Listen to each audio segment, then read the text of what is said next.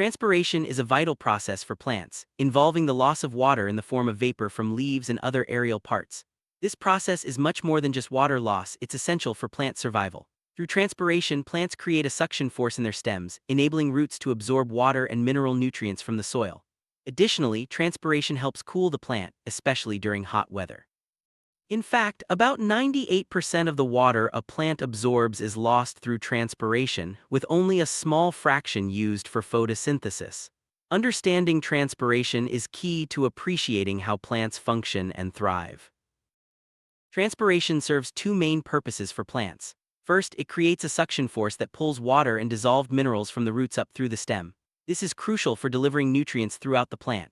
Second, transpiration acts as a natural cooling system, helping plants regulate their temperature during hot weather.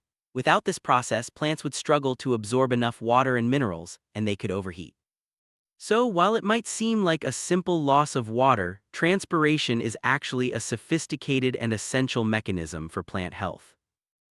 Transpiration is the process where water absorbed by the roots travels up through the plant and is eventually lost as water vapor from the leaves and other aerial parts.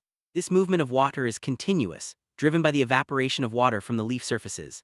As water vapor exits the plant, it creates a negative pressure that pulls more water upward from the roots. This cycle not only keeps the plant hydrated, but also ensures a steady flow of nutrients. It's a remarkable system that keeps plants functioning efficiently.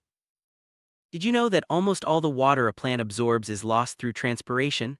In fact, about 98% of the water taken in by roots is lost as vapor, while only 2% is used in photosynthesis. This might seem wasteful, but it's actually necessary for the plant's survival. The constant movement of water helps transport minerals and keeps the plant cool. So, while photosynthesis is crucial for making food, transpiration is just as important for maintaining the plant's internal balance. To demonstrate that water is lost during transpiration, scientists use a simple experiment involving cobalt chloride paper. This paper is blue when dry but turns pink in the presence of water. By placing the paper near the leaves of a plant, you can observe it changing color as water vapor is released. This visual proof shows just how much water leaves lose during transpiration, making the process easy to understand and observe in a classroom or at home. Another way to visualize water loss during transpiration is by using diagrams or images that show water vapor escaping from the leaves. These visuals help us understand the invisible process happening all around us in nature. By observing these images, we can appreciate how plants are constantly interacting with their environment, releasing water vapor and contributing to the water cycle. One common way to measure transpiration is the weighing method. In this experiment, a small potted plant is weighed before and after a set period. The difference in weight indicates how much water has been lost through transpiration. Alternatively, a leafy shoot can be placed in a test tube of water with a layer of oil on top to prevent evaporation. By measuring the decrease in water, we can estimate the amount lost through transpiration. These simple experiments help us quantify this essential process. The potometer is a device used to measure the rate of water intake by a plant, which closely matches the rate of water lost through transpiration. By observing the movement of an air bubble in a capillary tube, scientists can estimate how quickly a plant is taking up water. This method is especially useful for comparing transpiration rates under different conditions, such as varying light or temperature. The potometer provides a more precise way to study this important process. Yannong's potometer is a classic tool for studying transpiration. A freshly cut twig is inserted into the apparatus, which is completely filled with water to avoid air bubbles. As the plant takes up water, an air bubble in the capillary tube moves, indicating the rate of water uptake. By adjusting the reservoir, the air bubble can be reset for repeated measurements. This setup allows for accurate tracking of transpiration rates in real time. Using a potometer requires careful handling. The apparatus must be completely watertight to prevent leaks. The twig should be cut obliquely and underwater to avoid air bubbles, which can block water absorption. However, introducing the air bubble can be tricky and the twig may not stay alive for long. Changes in air temperature can also affect the results. Despite these challenges, potometers remain a valuable tool for studying transpiration. Transpiration can occur from different parts of a plant. The main types are stomatal transpiration, which happens through tiny openings called stomata on the leaves, cuticular transpiration, which occurs directly from the leaf and stem surfaces, and lenticular transpiration, which takes place through small openings called lenticels on older stems. Each type plays a role in the plant's overall water regulation, with stomatal transpiration being the most significant. Stomatal transpiration is the most common form, occurring through tiny pores called stomata found mostly on the underside of leaves.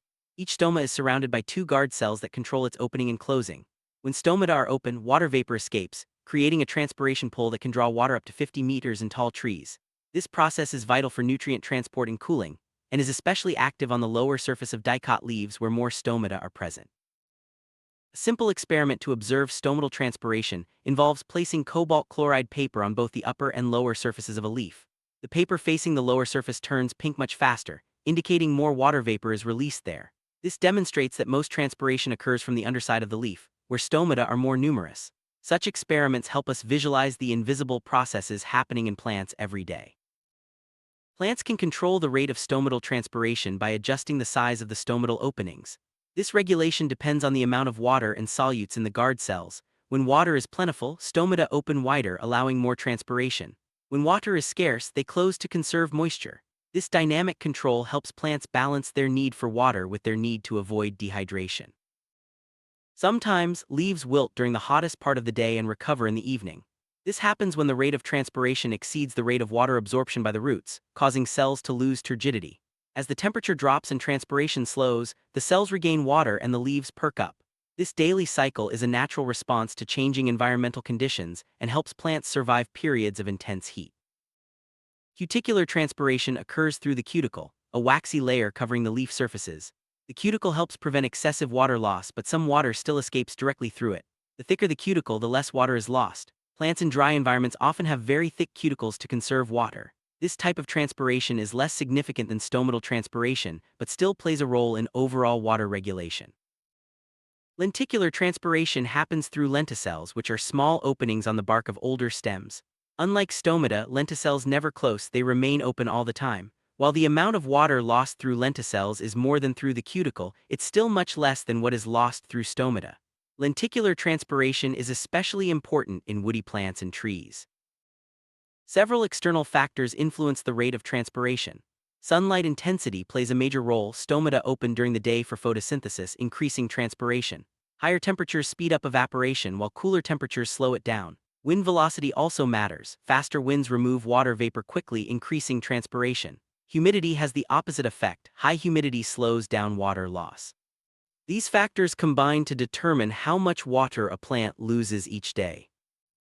Besides sunlight, temperature, wind, and humidity, other external factors also affect transpiration. Increased carbon dioxide levels in the air can cause stomata to close, reducing water loss. Lower atmospheric pressure increases the rate of transpiration as water vapor escapes more easily. All these factors interact in complex ways, making plant water management a delicate balance. The internal water content of leaves is a key factor in transpiration. If the roots can't absorb enough water, the leaves wilt and transpiration slows down. This reduction is mainly due to the closure of stomata, which helps the plant conserve water. It's a natural defense mechanism that allows plants to survive periods of drought or limited water availability. Plants have evolved several adaptations to minimize excessive water loss. Some have sunken stomata or stomata covered by hairs, reducing exposure to dry air.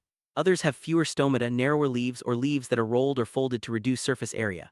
Some plants even drop their leaves or turn them into spines, as seen in cacti. Thick cuticles are another common adaptation, especially in evergreen trees. These features help plants survive in harsh, dry environments. One of the most important benefits of transpiration is its cooling effect. As water evaporates from the leaf surface, it lowers the temperature of the plant, protecting it from heat damage. This is especially crucial on hot, sunny days when high temperatures could otherwise harm plant enzymes and slow down growth. Transpiration acts like a natural air conditioner for plants. Transpiration also creates a powerful suction force that helps pull water and nutrients from the roots up through the plant. This process, known as the ascent of sap, is essential for distributing water and minerals to all parts of the plant. The higher the rate of transpiration, the greater the rate of absorption from the soil. It's a finely tuned system that keeps plants nourished and healthy. It's important to note that transpiration is not an excretory process. While it does involve the loss of water, excretion is a deliberate active process to remove waste products. Transpiration, on the other hand, is a passive process driven by environmental conditions and the plant's need to absorb water and nutrients. Its main purpose is not to get rid of excess water, but to support vital functions like cooling and nutrient transport. Transpiration doesn't just affect individual plants, it also impacts the climate. For example, a single sunflower plant can lose about half a liter of water per day, while a large apple tree may lose up to 30 liters daily. All this water vapor increases atmospheric moisture, which can lead to rainfall. Forests, with their countless trees, play a major role in bringing rain to their regions. In this way, transpiration is a hidden force shaping our weather and climate. Sometimes plants lose water not as vapor, but as liquid droplets, a process called guttation. This usually happens in the early morning, especially in plants growing in warm, humid conditions. Special structures called hydrothodes on the leaf margins release these droplets. Guttation occurs when roots continue to absorb water, but transpiration is slowed by high humidity. It's a fascinating example of how plants manage excess water. Bleeding is another way plants can lose water, but it only happens when the plant is injured. When a stem or root is cut, sap escapes from the wound. This process is driven by root pressure and is different from transpiration or guttation. Bleeding helps the plant release excess fluids, but it can also make the plant vulnerable to infection or dehydration if not controlled. Both guttation and bleeding are forms of exudation, where plants lose water or fluids directly in liquid form. Guttation happens naturally through hydrothodes, while bleeding occurs due to injury. In both cases, the fluids may contain dissolved substances, not just pure water. These processes show the diverse ways plants manage their internal water balance beyond just transpiration. The scale of transpiration is truly impressive. A single maize plant can lose about 2 liters of water per day, while a large apple tree may lose up to 30 liters. Multiply this by the number of plants in a forest, and you can see how transpiration contributes vast amounts of moisture to the atmosphere. This process is a key part of the global water cycle, linking plant life to weather patterns and climate. Transpiration is much more than just water loss. It's a complex, essential process that keeps plants healthy, cool, and nourished. It shapes the climate, supports the water cycle, and drives the movement of nutrients. From the microscopic openings on leaves to the vast forests influencing rainfall, transpiration connects the plant world to the environment in remarkable ways. Understanding this process helps us appreciate the hidden dynamics of nature all around us.